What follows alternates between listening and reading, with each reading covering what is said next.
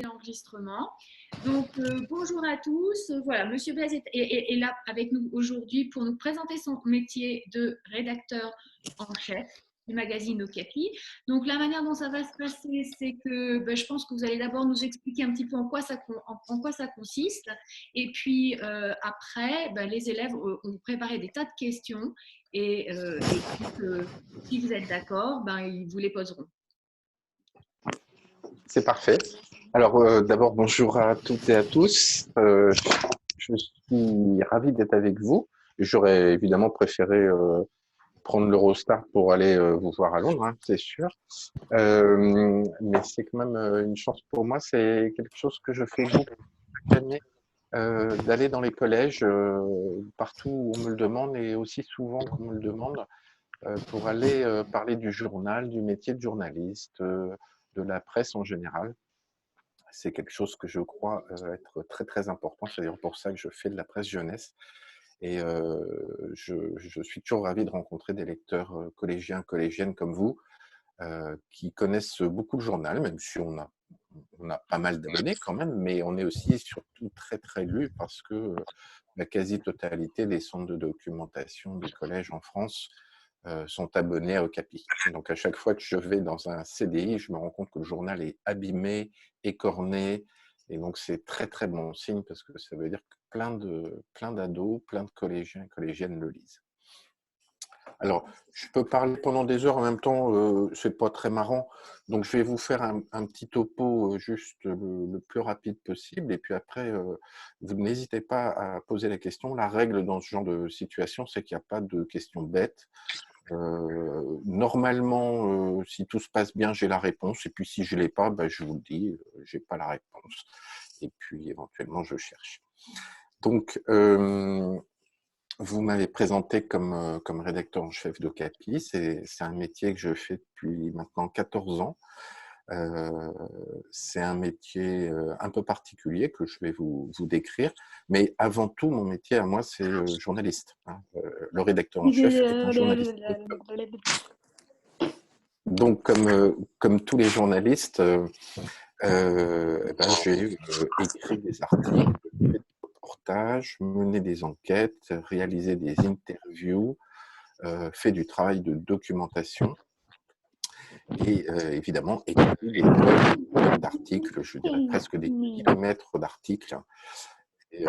Parce que j'aime bien ce boulot, parce que beaucoup de mes lecteurs et que j'aime bien non seulement partager de l'information, mais aussi faire de la mise en scène, un peu comme un réalisateur de cinéma, vous voyez, faire en sorte que ça soit bien reçu par les lecteurs. Eh bien, je me suis intéressé à tout ce qui touchait à l'activité autour du métier strict de journaliste, c'est-à-dire la mise en page d'un journal, c'est-à-dire la recherche du bon titre, c'est-à-dire les longueurs des articles, la façon dont on écrit. C'est comme ça que je suis devenu rédacteur en chef. Concrètement, ça veut dire que je dirige une petite équipe de 14 personnes qui sont journalistes rédacteurs, mais aussi journalistes graphistes. Ceux qui connaissent savent que c'est un journal qui a de la gueule, comme on dit. C'est joli, ça bouge un peu dans tous les sens. Il y a une maquette qui est assez évoluée, qui n'est pas du tout une maquette de journal adulte. Donc, il y a quatre personnes qui se consacrent leur journée à faire ces maquettes, ces mises en page, à chercher des idées de mise en scène pour que nos articles soient donnent envie d'être lus. En fait, c'est vraiment ça le travail. Donner envie de lire avant d'être lu. Puis il y a un troisième. Il y a beaucoup de bruit. Les enfants. Il y a quelqu'un là en train de regarder des vidéos, j'entends son... Ouais, et quelqu'un qui bouge. Parce que là, il y a beaucoup de bruit. Ça gêne énormément l'écoute.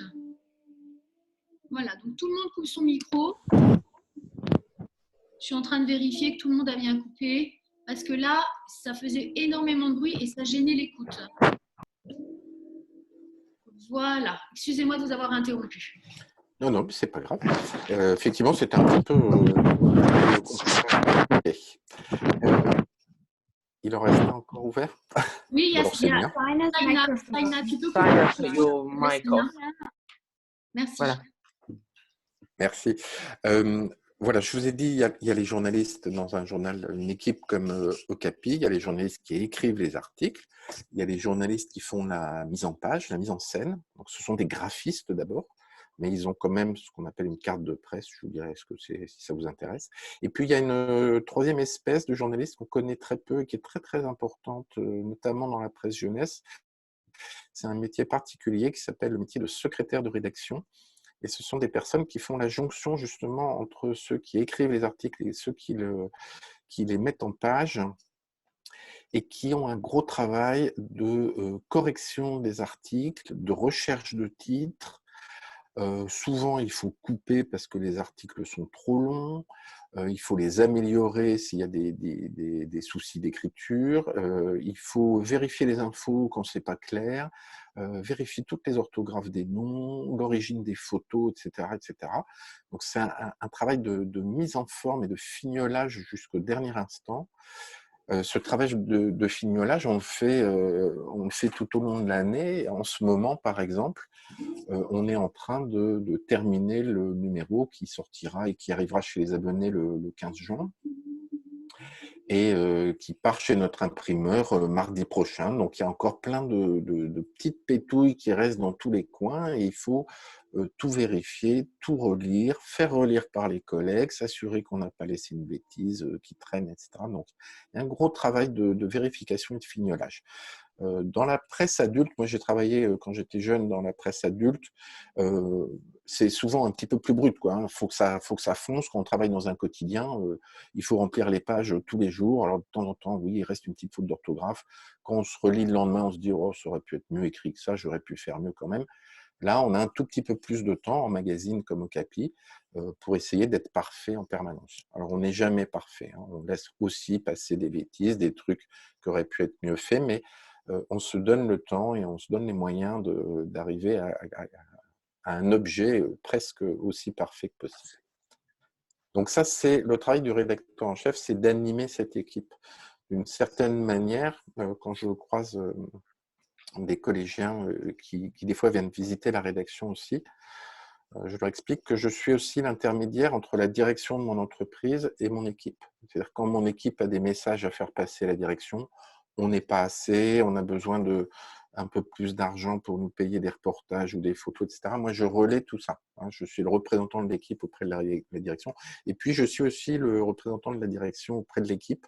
Donc, en ce moment, par exemple, très particulier, eh bien, une partie de mon travail consiste à discuter avec ma direction. Je vais aux nouvelles, j'essaye de me tenir au courant vis-à-vis de l'entreprise pour savoir est-ce qu'on continue à tous travailler chez nous comme on le fait depuis maintenant 2 mois. Est-ce qu'il y a une possibilité qu'on revienne un de ces jours prochains sur notre lieu de travail ou pas? Et donc, je transmets ces informations à l'équipe. Donc, c'est ce qu'on appelle un cadre d'entreprise, hein, dans le langage d'entreprise. Donc, le rédacteur en chef, il est un peu aussi le représentant de la direction auprès des salariés de l'entreprise. Voilà à peu près en quoi consiste ma fonction de rédacteur en chef. 2-3 mots très rapides peut-être pour resituer Okapi. C'est un journal qui se vend à peu près à 60 000 exemplaires 2 fois par mois. Donc c'est plutôt pas mal. Ça existe depuis 1971. Donc là, on est en train de finaliser et de fignoler le numéro, si je ne dis pas de bêtises, 1114. Donc vous voyez, c'est un journal qui a déjà une longue histoire, qui a connu plusieurs vies, avec plusieurs formes, qui a vraiment un gros historique derrière lui et qui a surtout une chance extraordinaire, et notamment grâce au centre de documentation des collèges, c'est d'être lu par presque 700 000 collégiens 2 fois par mois. Ça veut dire qu'on a une audience très très importante. On va fêter très bientôt nos 50 ans l'an prochain. très souvent, quand je croise des collègues journalistes, qui soient de mon âge, c'est-à-dire un peu vieux ou même jeunes, la plupart d'entre eux me disent « Ah ben, Okapi, je le lisais quand j'étais au collège, moi aussi. » quoi. C'est un journal aussi qui donne envie de s'informer, qui donne envie d'aller voir plus loin, qui donne envie de s'émerveiller pour tout ce qui se passe dans le monde, de comprendre ce qui se passe dans le monde aussi. Et c'est souvent comme ça qu'on a envie de devenir journaliste. Moi, j'étais abonné au Capi, au tout premier numéro de Capi, et ça m'a donné effectivement envie d'élargir mon horizon. D'ailleurs, pour ceux qui ont les moyens de mettre la main sur un numéro, vous verrez que ce qu'on appelle la baseline, c'est le petit titre qui vient en dessous du titre. Eh bien, la baseline de Capi, c'est au Capi, le monde s'agrandit.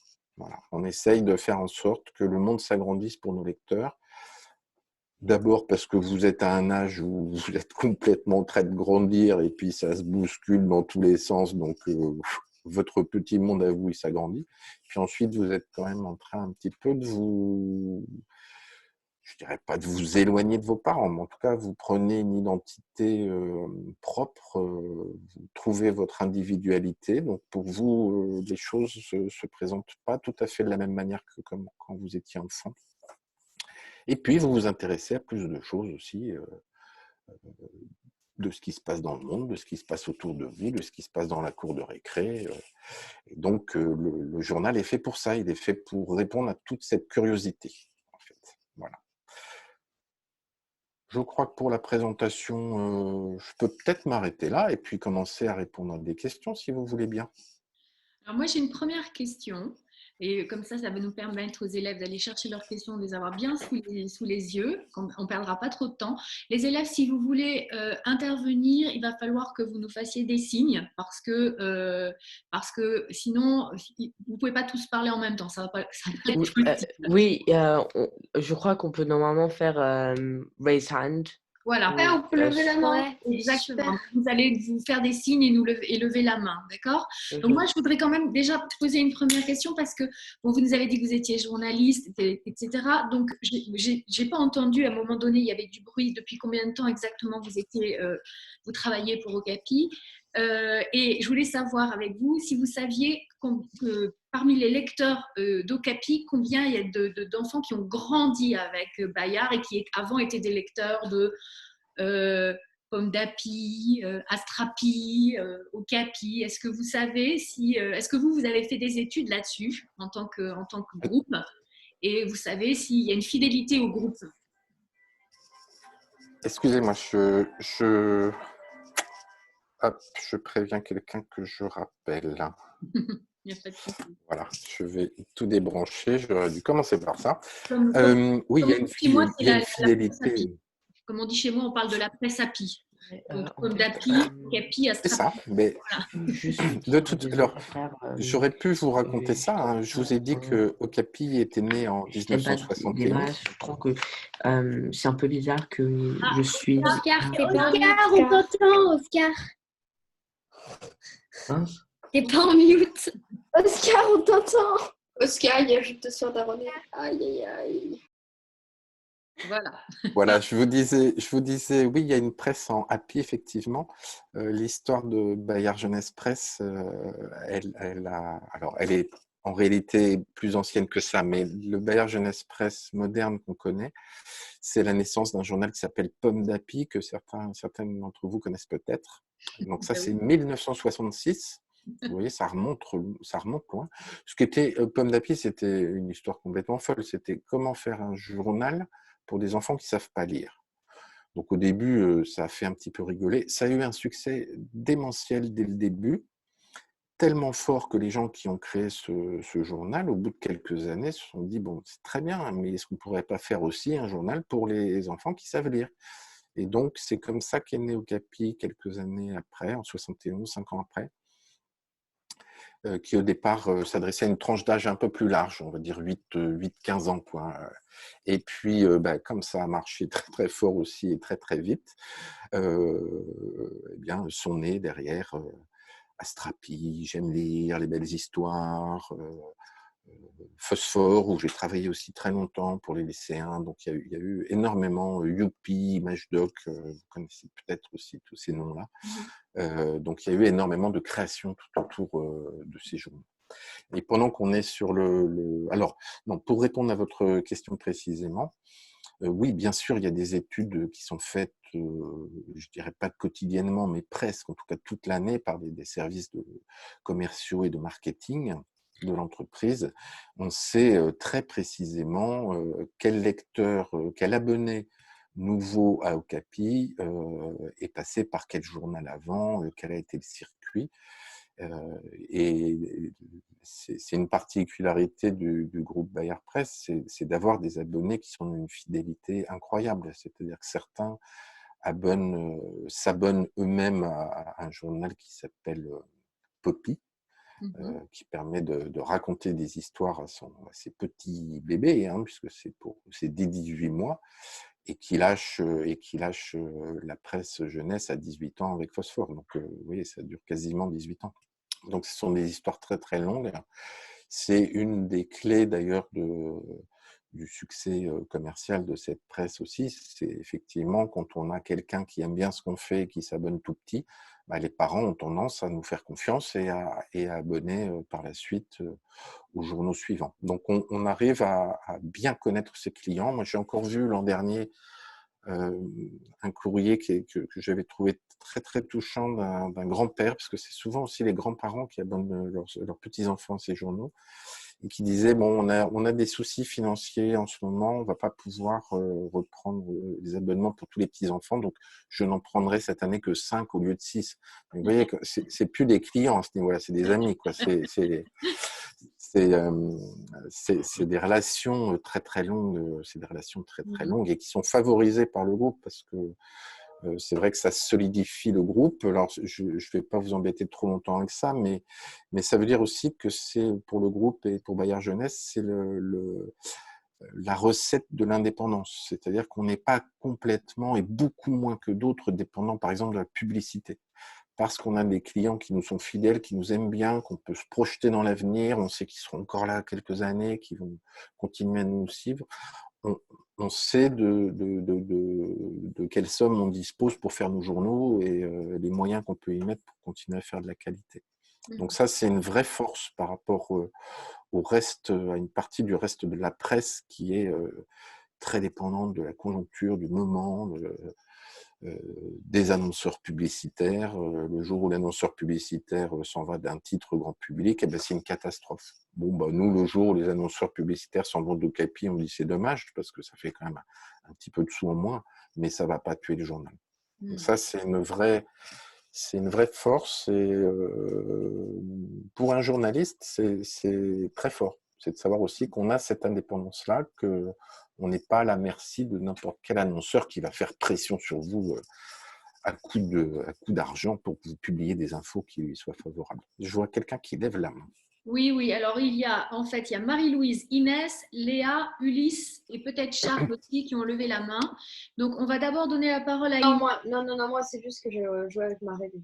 D'accord. Léa, on a vu ta main. Tu peux baisser juste la main, s'il te plaît, Léa? Et on va te donner la parole tout de suite après. Inès, on t'écoute.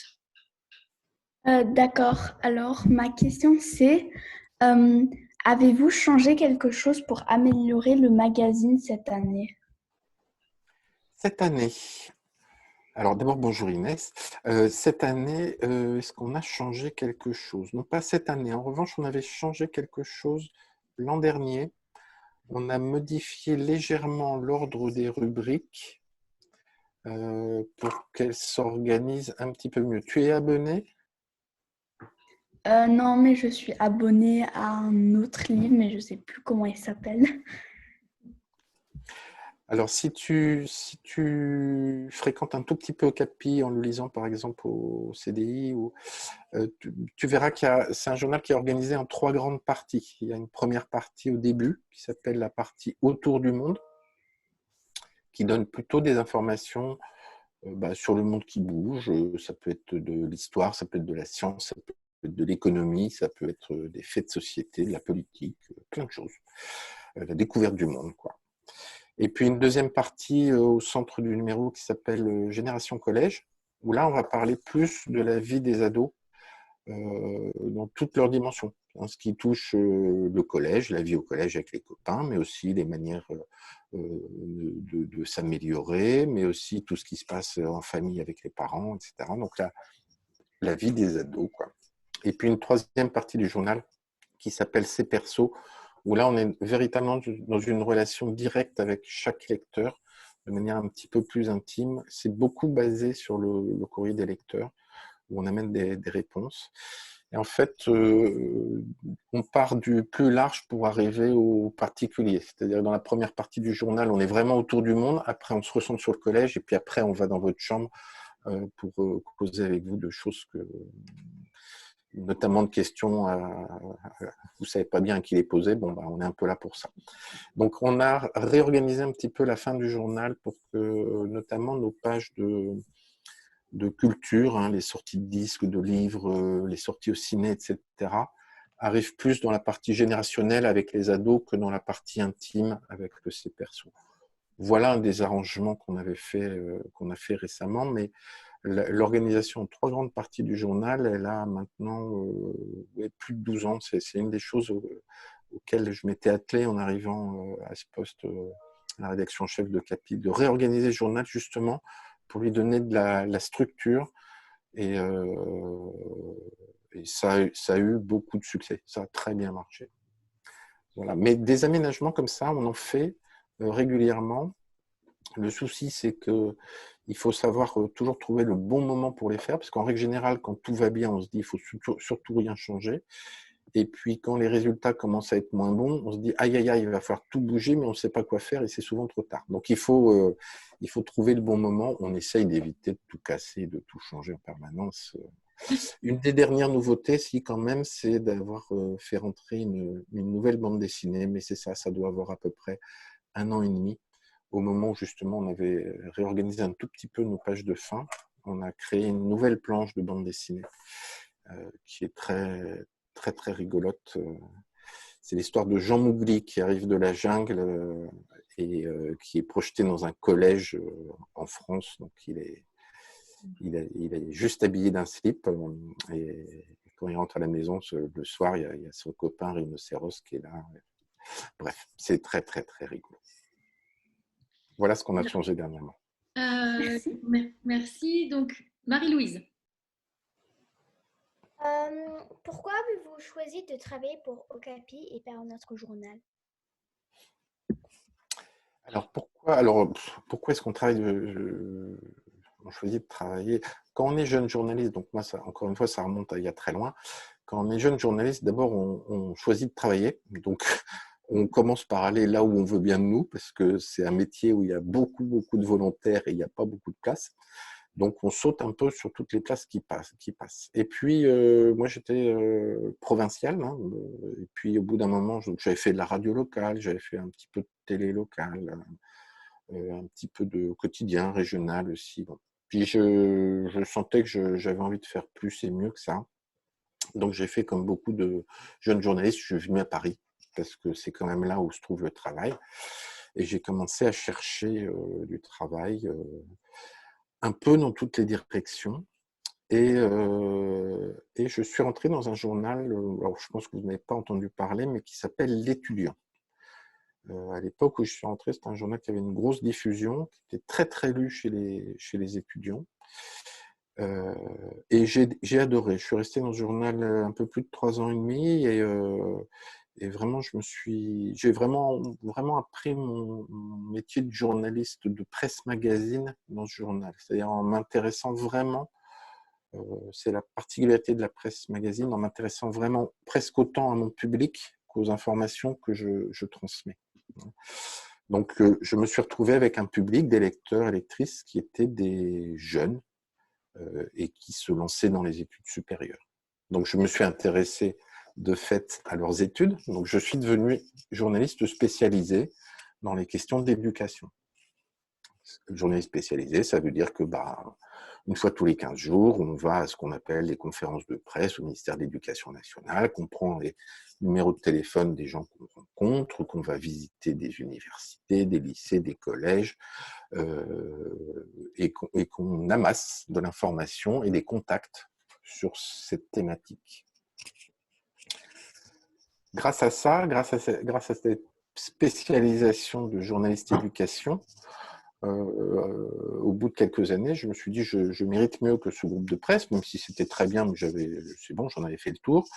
Je suis allé voir le groupe de presse dans lequel il y avait de la presse jeunesse très développée et qui réfléchissait à l'époque à faire aussi un journal pour les étudiants. Et je me suis dit, je vais aller voir. Il n'y avait pas de place pour moi dans ce journal pour les étudiants, mais il y avait une place pour un remplacement dans un journal pour lycéens qui s'appelle Phosphore. Et c'est comme ça que je suis rentré à Phosphore. J'ai écrit beaucoup sur des sujets d'éducation, encore une fois, d'orientation, de métier. Et puis, je me suis intéressé à plein d'autres choses.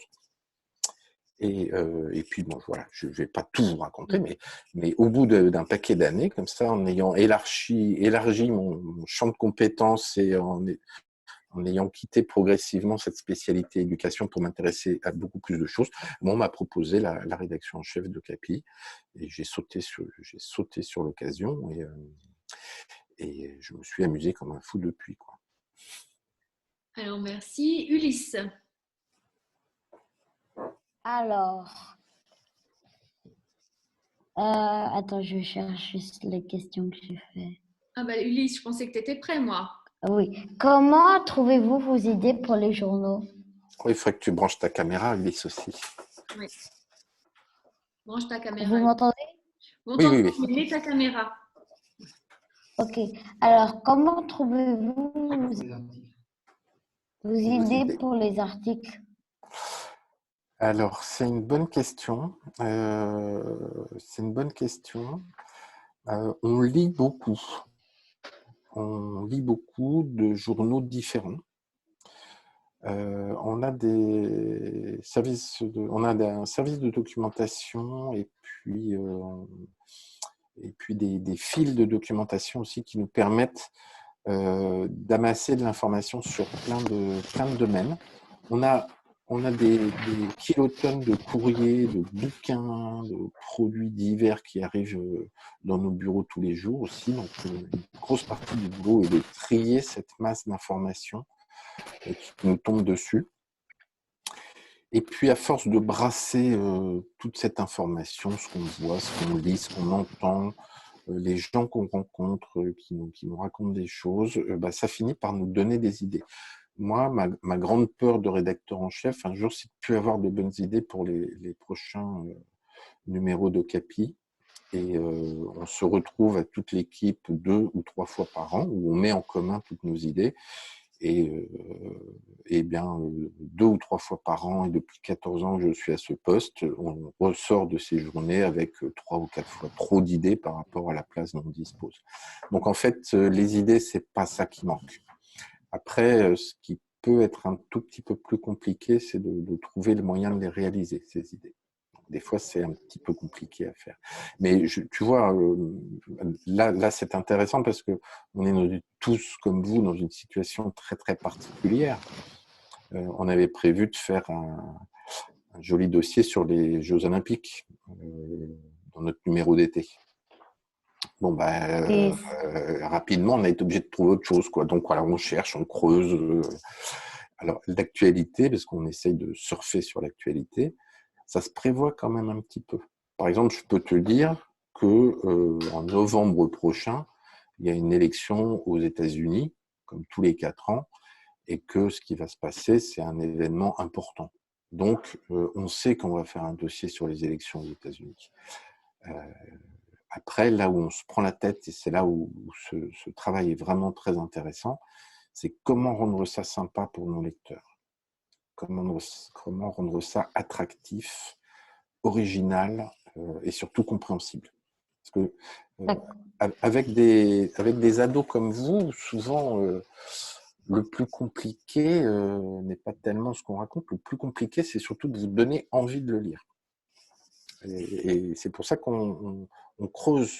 L'idée, c'est pas seulement l'idée du sujet, mais c'est aussi l'idée de la façon dont on va le traiter. Après, trouver des idées pour les journalistes, c'est finalement pas le plus compliqué. Ce qui est le plus compliqué, c'est de trouver les informations un petit peu originales, fiables, et sur lesquelles on peut s'appuyer pour faire des articles solides. Ok. Bozza, à toi.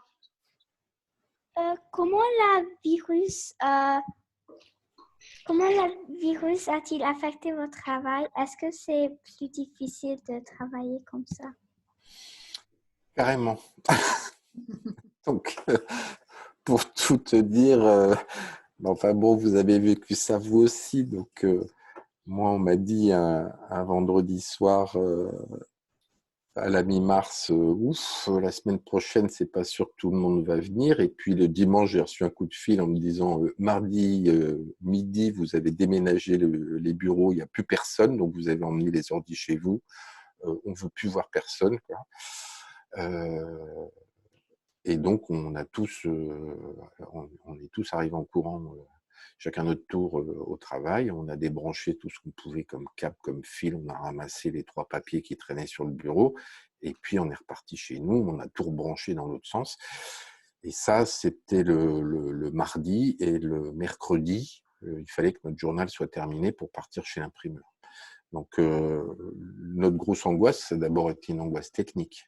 Est-ce qu'on est capable, alors qu'on bosse à 14-15 tous les jours ensemble avec des ordinateurs, un service informatique qui vient quand on l'appelle pour rebrancher, remettre en route, des gens qui s'occupent de la fabrication du journal, etc. Est-ce qu'on va être capable techniquement de faire ça? Ma grosse surprise et mon gros soulagement, c'est que ça a marché très très bien tout de suite. Donc on n'a pas eu de soucis d'informatique. La deuxième chose, c'est qu'il a fallu se familiariser avec des outils là. On utilise Zoom, nous on utilise un autre qui s'appelle Teams, mais c'est un peu ce même genre qui permet de faire du travail partagé avec de la visio si nécessaire. Là, c'est un vrai apprentissage. Depuis 2 mois, nous, on n'a jamais travaillé dans ces conditions-là, donc on apprend encore tous les jours. Donc, c'est plus compliqué. Après, il y a une autre chose de compliqué, c'est qu'on avait plein de sujets, et puis en cours, en route, puisqu'on met souvent plusieurs semaines, plusieurs mois à réaliser nos sujets, et puis que les uns après les autres, ils tombent, ils changent. Je vous ai dit les Jeux Olympiques. On avait un reportage en route sur des ados qui s'éclatent en faisant du roller, de la trottinette, du BMX, etc., etc. On avait trois reportages photos prévus. Il n'y en avait qu'un de fait. Et puis, du jour au lendemain, on sait qu'on n'arrivera plus à faire ces sujets et ces photos parce que les ados, ils sont chez eux et qu'ils n'ont plus le droit d'aller faire les fous dans la roue avec leur roulette. Donc, il faut trouver un autre truc pour remplacer en catastrophe. Donc, et comme ça, sur tous nos sujets, toutes les pages, avec une grosse difficulté, une très grosse difficulté dont on n'est pas encore complètement sorti, c'est... Là, je vous dis, on est en train de boucler, de finaliser un numéro qui part chez l'imprimeur en début de semaine prochaine, mais qui n'arrivera chez les abonnés que 15 jours après. Où est-ce que nos abonnés seront dans 15 jours, 3 semaines, à l'heure où je vous parle? Je n'en sais rien. Ouais. Certains d'entre eux sont peut-être retournés au collège, quelques jours par semaine, en petit groupe ou pas. D'autres non, d'autres n'ont pas le droit, d'autres ne voudront pas. Enfin, bon, je ne sais pas du tout où seront les lecteurs dans 15 jours, 3 semaines. Et donc, c'est vrai que c'est très difficile de se projeter. Alors, de temps en temps, on trouve j'avais eu cette idée-là, j'étais très fier de moi sur le numéro que vous verrez peut-être ces jours-ci, mais sinon, vous le verrez sans doute sur les réseaux sociaux, Insta, Twitter, Facebook. On a pris le risque de faire une couverture avec une ado très, très souriante et un joli masque fait à la main et qui pète plein pot sur la couverture. Au moment où j'ai proposé ça, les gens qui font ça, la couverture d'Okapi avec moi, m'ont dit « Mais oui, mais ça se trouve, le masque, dans 15 jours, dans 3 semaines, c'est fini, quoi. » Bon, on ne savait pas. Donc, de temps en temps, on fait des trucs, on prend des risques et puis, Là, ça arrive ces jours-ci, et puis c'est pile poil dans l'actualité. Mais il y a une chose sur deux de se tromper. Le pire qu'on ait fait, là, c'est beaucoup moins drôle. C'est le truc contre lequel on ne peut rien. C'est le jour de l'attentat à Paris, dans les locaux du journal Charlie Hebdo, le 15 janvier, si mes souvenirs sont bons. 15 janvier 2015. À l'heure où on apprend que c'est en train de tirer dans les locaux de Charlie Hebdo, le journal commençait à être imprimé. C'est-à-dire qu'il n'y avait même pas on n'avait même pas une demi-heure pour espérer changer quoi que ce soit. Et donc, 3 semaines après, quand le journal arrivait dans les boîtes aux lettres, coup de bol, on avait décidé de faire une couverture avec un gigantesque smile. Donc, la couverture de Capi, ça a été un gigantesque smile, juste dans une période qui était catastrophique en France. Donc, on est, comme toute la presse magazine, pas à l'abri de l'actualité, quoi. Donc, on s'en nourrit, des fois ça marche, et puis d'autres fois ça marche pas. Alors, Léa, qui attend depuis un moment. Il y a aussi Angeline qui attend depuis un moment. Une question. Alors, une question, Léa. Une. Moi, j'en ai deux. Oui, mais pour l'instant, une. Puis, je demanderai l'autre. Oui. Comment avez-vous eu l'idée de la Zoom Zoom au Capi? Ah, alors ça date il y a 4 ans, je crois. 3-4 ans, je ne sais plus bien. On a tourné longtemps autour des questions du numérique. Pendant longtemps, au Capi, à chaque fois qu'on rencontrait des ados et des parents, et qu'on disait, bon, allez, on va se lancer dans le numérique, tout le monde nous disait, bah oui, mais si vous faites du numérique, qu'est-ce qu'on va lire dans notre lit? Donc finalement, il n'y avait pas tellement de demandes chez les lecteurs. Et puis, bon, au bout d'un moment, on s'est dit, il faut quand même qu'on fasse quelque chose. On a testé plein d'idées. Et Zoom Zoom, c'est arrivé parce que pour nous, la connaissance et le regard sur l'actualité, il est très important. C'est une manière de s'éduquer au monde, de comprendre comment fonctionnent les médias, de se poser des questions, de se dire est-ce que ce que j'entends, je vois, je lis, c'est vrai ou c'est une fake. Et on a décidé de faire un jeu avec ces photos, avec ces 3 propositions, en disant qu'est-ce que c'est, quoi? C'est ça ou c'est ça? Ah ben voilà. Et ça permet de se familiariser à l'image et de vous dire par le jeu, méfiez-vous de ce que vous voyez, méfiez-vous de ce que vous entendez. C'est très facile de se tromper et de se faire embarquer dans une mauvaise direction. Donc voilà comment on a créé Zoom Zoom. Donc moi j'ai beaucoup milité pour cette appli. Ça ne se charge pas assez, ça c'est un peu compliqué. Et puis ça coûte très cher à faire, parce que pendant des années, on avait tous les jours 3 photos achetées à une agence de presse photo. Donc même en l'achetant pas cher, à la fin de l'année, ça revenait quand même très cher.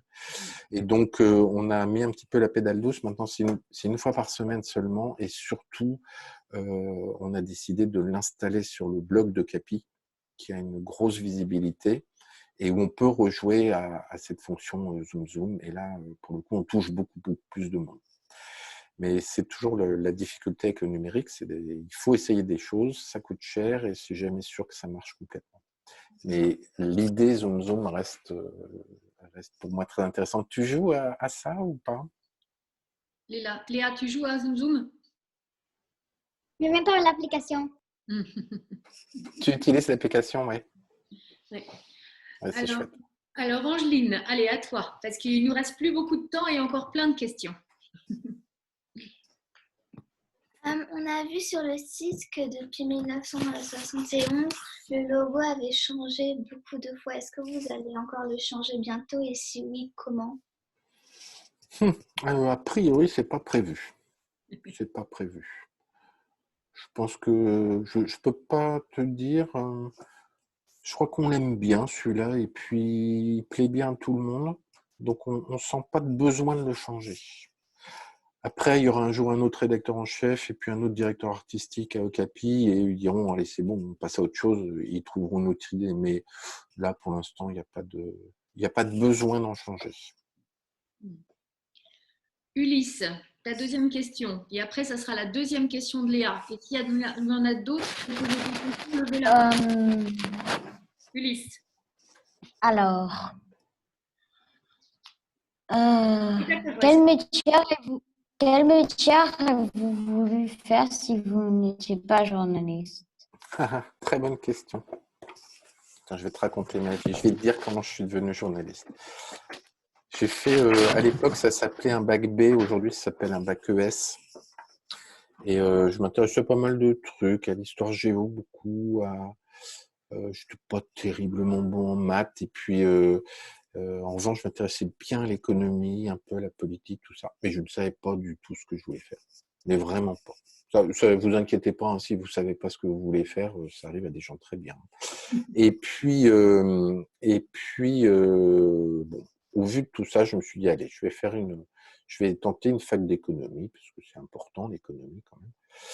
Et puis au bout de 6 mois, ça a été une catastrophe, parce qu'en fait, l'économie, c'est surtout des maths, et que moi, j'étais complètement nul en maths. Donc, à part les statistiques et les probabilités, le reste, ça ne me parlait pas du tout. Et donc, je suis revenu piteusement à la maison. Et j'ai dit à ma maman, bah écoute, je sais pas bien où je vais, là, je sais pas quoi faire. Et là, elle m'a dit, j'ai vu une petite annonce dans un journal pour un concours d'une école de journalisme. Tu devrais faire ça, je suis sûr que ça te plaît. Je me dis, ah oui, tiens, c'est pas bête ça. Donc, je tente le truc, je bosse comme un malade, je prépare le concours et j'ai réussi à prendre ma place. Et c'est là que je me suis rendu compte que j'avais été scout quand j'étais jeune et que c'est moi qui avais fait le journal de notre camp pendant l'été. Que quand j'étais en 5e, le professeur d'histoire géo avait organisé des élections dans la classe et puis il y avait aussi un journal et que c'est moi qui avais été le rédacteur en chef du journal d'ailleurs. Je m'étais même servi du journal pour me faire élire, ce qui n'était pas terrible quand même. Mais et puis j'avais travaillé pendant mon année de terminale, première terminale, avec des copains. On était dans une association et c'est moi qui m'étais proposé pour faire le compte-rendu vidéo un peu de l'activité de cette association. Et en fait, voilà, ma conseillère d'orientation, ça a été maman qui a su avant moi que je voulais être journaliste. Une fois que j'ai mis les pieds dans cette école de journaliste, je me suis dit, c'est en réalité toujours ce que j'ai voulu faire, mais je ne le savais pas, quoi. Je ne sais pas ce que j'aurais fait d'autre comme métier. Probablement, je ne sais pas si j'aurais eu le niveau pour ça, mais sinon, probablement peut-être quelque chose dans le domaine judiciaire, peut-être avocat. Un de mes premiers boulots était de travailler dans une grande association humanitaire aussi. Peut-être que j'aurais pu aller là-dedans. C'est pas facile, hein, mais il faut savoir saisir les chances quand elles passent, écouter les gens, ne pas se stresser avec ça trop longtemps. Et puis, souvent, les choses finissent par se faire. Une petite information, si jamais vous êtes stressé un jour par votre orientation, dites-vous que, et ça c'est vrai depuis déjà très longtemps, il n'y a pas un professionnel sur 2 qui a fait les études destinées à l'amener vers ce métier. Donc, c'est pas parce que vous faites des études de ceci ou de cela que vous ferez tel job. Donc, les choses se sont jamais fermées. Allez, je crois que ça va être la dernière question parce qu'il est déjà pour nous, et, enfin pour vous aussi, mais c'est surtout que je ne sais pas si, je suis pas sûre que vous ayez cours derrière, mais bon, c'est ce qu'on avait dit. Léa, vas-y Léa. Quand est-ce que vous avez su que vous voulez être un rédacteur? Ben, pour moi, journaliste, au départ, c'était rédacteur. Donc, j'ai toujours su que ce serait ça, mon boulot, rédacteur, écrire. Je t'ai dit tout à l'heure, j'ai fait de la radio et de la télé. La radio, c'est très, très sympa. La télé, j'ai pas aimé. J'ai trop de matériel, trop de gens, trop long pour tout faire et pour un résultat qui est souvent un petit peu décevant. La radio, c'est plus intéressant. On est tout seul, on est très autonome. C'est un média très, très séduisant quand on est journaliste. La presse écrite, c'est quand même très chouette aussi parce que au moment où on écrit son article, quand on commence, c'est très dur d'ailleurs, hein, quand on est jeune et qu'on commence, on se rend compte qu'à chaque fois qu'on écrit une phrase, cette phrase va être lue par plein de gens et que tout d'un coup, ce qu'on raconte a de l'importance. Donc, il ne faut pas raconter n'importe quoi et n'importe comment. Voilà. Donc, pour moi, écrire, même si ça a été une souffrance au début, parce que c'est pas si simple, c'est devenu un vrai plaisir. C'est devenu un vrai plaisir. Voilà, j'ai pas toujours su que je voulais être. Enfin, j'ai toujours su que c'était cet aspect-là du métier de journaliste qui m'intéressait. Et après, parce que encore une fois, je m'intéresse à mon public et que j'aime bien savoir comment est-ce qu'il reçoit l'information que je lui envoie, je me suis retrouvé assez naturellement dans un boulot de rédaction chef. Ok. Il y a une question d'Angéline, c'est ça? Oui, Angéline, encore une question, mais on ne veut pas vous garder trop longtemps. Si on avait dit 45, donc Moi, j'ai pas d'impératif immédiat. Là. Bon, bah alors on continue un petit peu. Alors, Angéline. Qu'est-ce que vous aimez et qu'est-ce que vous aimez pas dans votre travail? Alors, ce qui est génial dans ce travail, c'est que on touche à des choses très différentes tout le temps. C'est le principe même de l'information, c'est qu'on apprend des choses tout le temps. Toute notre vie, on passe notre temps à apprendre des choses. Moi, j'ai fait des choses, je raconte ça souvent, parce que c'est un côté carte postale, mais c'est vrai. Des fois, parfois, la vie de journaliste, on a l'impression d'être dans un film de rêve, quoi. C'est ce que je me suis dit le jour où je me suis retrouvé un soir sur la plage de Copacabana à Rio de Janeiro, Oui. avec vraiment des gens qui jouaient de la musique sur la plage où il devait faire 28-30 degrés en pleine nuit, avec d'autres qui sirotaient des cocktails. Et je me suis dit, c'est un métier de rêve quand même que je fais. On me paye pour prendre l'avion, pour aller me mettre sur une plage, boire des cocktails en écoutant de la samba. C'est vraiment trop génial comme boulot, quoi. Bon. Après les 10 jours de suite de reportage à Rio, c'était quand même pour ramener 12 pages ou 16 pages, je ne me souviens plus, où j'ai pas dormi pendant 10 jours, quoi. Et ça a été avec le stress permanent. Est-ce que je vais bien avoir la bonne interview? Est-ce que je vais réussir à rentrer dans l'entreprise que je veux voir? Enfin, donc c'est compliqué. C'est compliqué hein, de se retrouver tout seul comme ça dans un pays étranger et de devoir ramasser de l'information dans une langue en plus qui n'est pas la tienne. Donc, mais ça, c'est chouette. Et puis, il y a aussi quelque chose d'extraordinaire. C'est que très souvent, on rencontre des gens super. Moi, j'ai quelques rencontres de gens que j'ai interviewés comme ça. Rarement des grandes stars, mais quelqu'un dont on a un tout petit peu entendu parler dernièrement, qui est un professeur de médecine, qui s'appelle Willy Rosenbaum, et qui est un des découvreurs de la maladie du sida quand c'est arrivé. Enfin, il était chef de service dans un service d'urgence, et les premiers malades du sida en France sont arrivés dans son service. Il se dit, mais qu'est-ce qui m'arrive, quoi? J'ai des gens qui débarquent chez moi, je ne sais pas de quoi ils sont malades et ils meurent, et je ne peux rien faire. Donc, il a été en pointe dans la recherche médicale. Et l'interview de cet homme-là, qui m'a dit des choses vraiment très, très fortes, sur ce qui l'avait amené là, à faire ce métier-là. Là, quand on a l'occasion de faire des rencontres comme ça et de le retranscrire après pour ses lecteurs, on se dit qu'on n'a pas raté sa vie, quoi. C'est vraiment pour ça qu'on fait ce boulot-là. Et puis, c'est vrai que ce métier permet d'aller dans des endroits improbables. Moi, j'ai pu visiter des usines. J'ai visité 2 fois la même usine à 10 ans de distance pour 2 médias différents. Une fois, c'était en télé, donc j'étais allé visiter l'usine de Renault à Flins, si je ne dis pas de bêtises, en région parisienne, pour assister à la construction de je ne sais plus quelle bagnole, la Super 5 peut-être. Et je suis retourné 10 ans après voir la naissance de la Clio. Donc j'ai fait 2 sujets différents. Ça m'a permis quand même de constater de mes yeux qu'il y avait 3 fois moins d'ouvriers 10 ans après que la première fois. Que les machines avaient changé, que la façon de faire avait changé, que les métiers avaient changé, etc. Donc on touche du doigt plein de choses Et on peut aller voir en profondeur. Puis de temps en temps, on a des petites satisfactions. Un jour, j'ai essayé de faire en radio une interview d'un ministre qui me répondait n'importe quoi. Enfin, c'était du blabla, quoi. Et je me suis dit, tu peux pas repartir avec ça, il n'y a rien, quoi. Enfin, tu peux pas faire un sujet avec ce truc-là, quoi. Et je l'ai provoqué, je me souviens plus comment. Ça l'a tellement énervé qu'il s'est retourné, il est revenu me dire, vous n'avez pas le droit de dire ça. Puis là, j'ai eu ma réponse. Et j'ai eu mon vrai sujet de radio, quoi. Donc voilà, quand on est quelqu'un de timide comme moi, de temps en temps, faut se dire, allez, j'y vais, je fonce.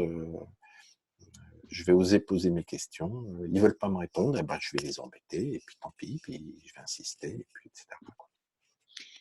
Alors, Charles a une question. Tu peux mettre ta caméra, Charles, s'il te plaît, et ton micro. Non. Moi, Monsieur Blas, j'ai une question à propos de votre carrière. Vous avez dit que vous étiez journaliste avant chez Okapi. Donc, quelles évolutions avez-vous constatées entre le fait d'être journaliste et rédacteur en chef? Alors c'est vrai que très concrètement, j'écris beaucoup moins aujourd'hui que quand j'étais jeune journaliste. Il y a certains numéros quand j'étais encore au magazine L'Étudiant. Je me souviens d'une année où sur un numéro, je crois que j'avais dû écrire 80 pages du journal à moi tout seul. Parce que tout le monde était en vacances ou je sais plus quoi. Enfin bon.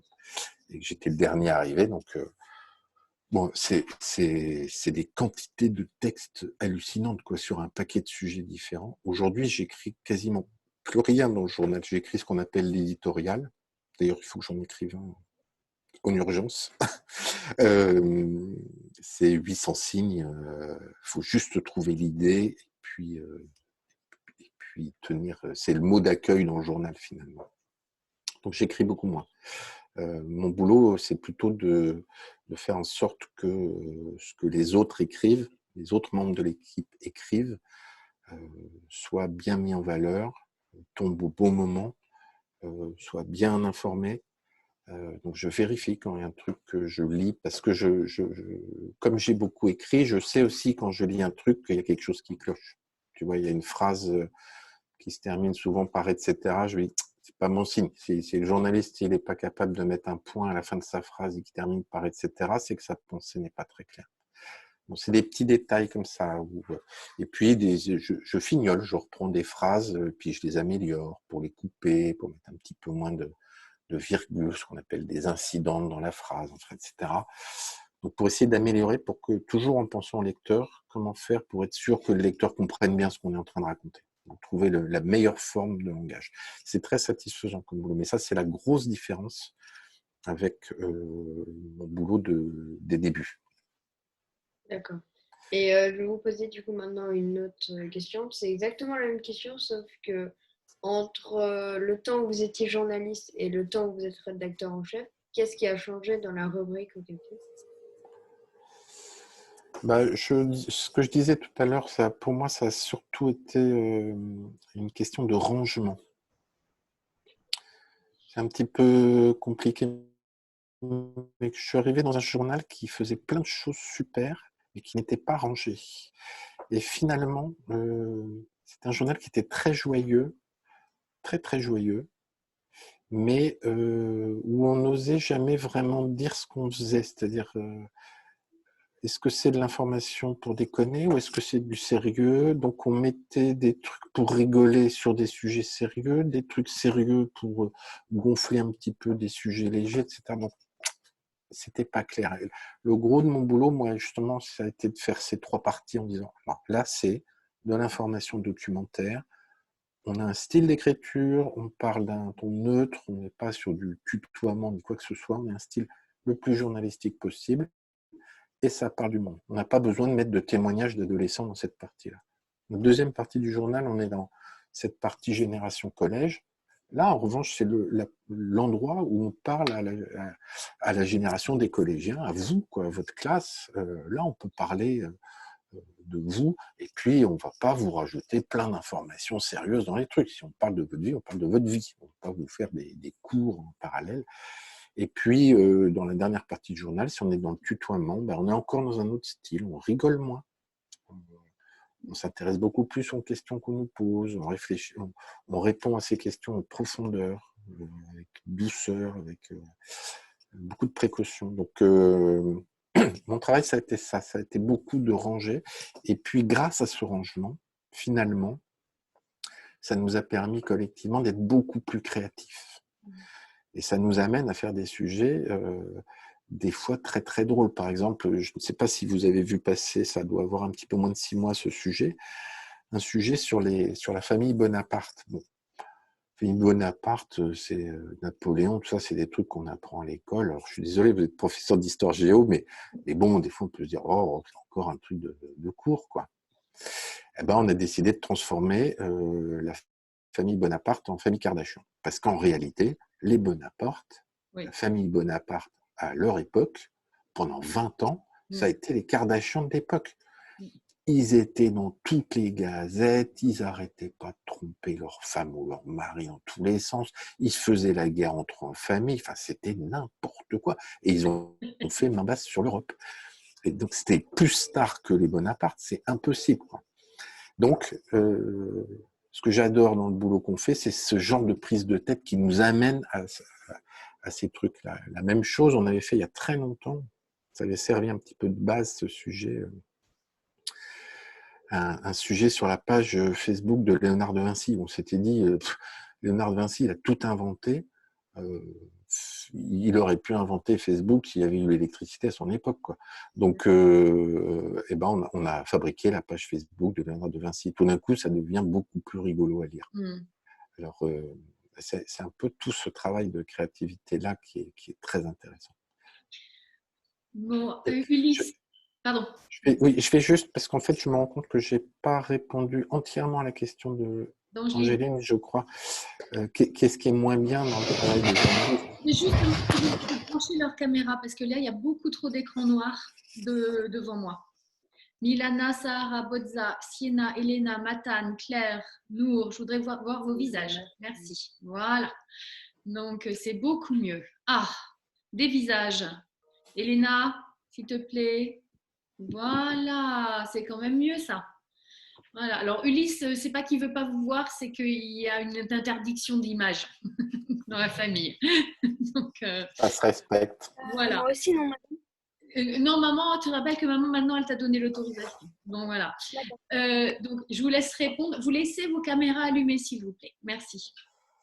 Alors, sur ce qui est le plus dur dans ce métier, c'est de voir que je vais être un petit peu, on appelle ça corporatiste, mais c'est vrai que malgré tous les efforts qu'on fait dans les journaux, dans les médias, on se rend compte qu'on a une très très mauvaise image. Autant il y a plein de gens qui ont envie de devenir journalistes, il y a aussi une immense majorité de gens qui ont une très mauvaise image des journalistes. Alors, parfois elle est méritée, hein. Vous avez, comme dans tous les métiers, chez les journalistes, vous avez aussi des fumistes, des gens qui se la pètent, qui racontent n'importe quoi, y compris des bêtises. C'est vrai, mais dans les 36 000 journalistes français, il y en a peut-être 20 dont vous connaissez la tête parce qu'ils passent à la télé et qui gagnent des fortunes et qui parlent de tout le temps sans que ce soit forcément toujours très bien informé. Et puis, vous en avez 3550 qui font un travail formidable, quotidien, sans qu'on connaisse le visage. Donc, les journalistes, c'est pas des stars, c'est pas des hommes politiques, ce sont des gens qui s'intéressent à tout et qui essayent de raconter vraiment aussi honnêtement que possible le monde tel qu'il est. Et c'est vrai que c'est dur quand on fait ce métier en permanence de se voir envoyer cette image. Ah ben oui, mais vous les médias, vous les journalistes, pas honnête, vous roulez pour tel ou tel, etc. C'est faux et c'est très dur à combattre comme idée reçue. Donc ça, c'est un peu épuisant. C'est un petit peu épuisant. C'est un des gros défauts du métier de journaliste. Bozza, j'ai vu ton message, tu peux y aller si tu veux. D'accord. Merci beaucoup, au revoir. Au revoir. Donc, est-ce qu'il y a encore des questions? Alors, Angeline, on ne voit plus du tout ton visage là. Tu es complètement caché. Oui. Voilà. Alors Ulysse, une dernière question et après on fera une photo. On dira bien merci, au revoir, mais avant on fera une photo, d'accord? Donc Ulysse, la dernière question. Quelle étude avez-vous fait pour être journaliste? Ah, on a déjà répondu. Comment êtes-vous devenu chef? Moi j'ai fait des études courtes, mais c'était il y a très longtemps. Aujourd'hui, pour devenir... Alors, il n'y a aucune étude obligatoire, hein. N'importe qui peut devenir journaliste. Il n'y a même pas besoin d'avoir le bac, hein. C'est une profession qui est ouverte absolument à tout le monde. C'est pas comme enseignant, c'est pas comme médecin, vous êtes obligé de passer des concours. Là, c'est n'importe qui a le droit de devenir journaliste. C'est quand même mieux de faire des études, et aujourd'hui, c'est mieux de faire des études un petit peu longues. Ça aide quand même à trouver du boulot, parce qu'il y a tellement de gens qui demandent une place dans ce métier et qu'il n'y a pas beaucoup de place. Il vaut mieux quand même avoir un bon bagage, donc il vaut mieux s'embarquer plutôt dans le genre bac plus 4 ou 5. Mais il n'y a aucun parcours d'études obligatoire. Aujourd'hui, le journaliste qui est sûr de se faire embaucher, c'est celui qui a un diplôme de médecine, hein. Enfin, c'est sûr que le journaliste qui a un diplôme de médecine, il va pouvoir parler de ce qui nous arrive à tous collectivement sans raconter de bêtises. Et ça, c'est... Donc, vous pouvez faire de la science, de la médecine, de l'économie, de l'agriculture, ce que vous voulez. Ulysse, coupe ton micro s'il te plaît. Moi? Oui, Pardon, il y a des bruits après derrière. oui, voilà. Ok, pardon. Donc, je ne sais pas si vous aviez terminé votre question, votre réponse. Si, c'était bon. Ah, ok, d'accord. Ok, bon, bah écoutez, on va vous remercier. Est-ce que si peut-être une dernière question, peut-être de Madame Papin-Laurent, peut-être qu'elle a une question?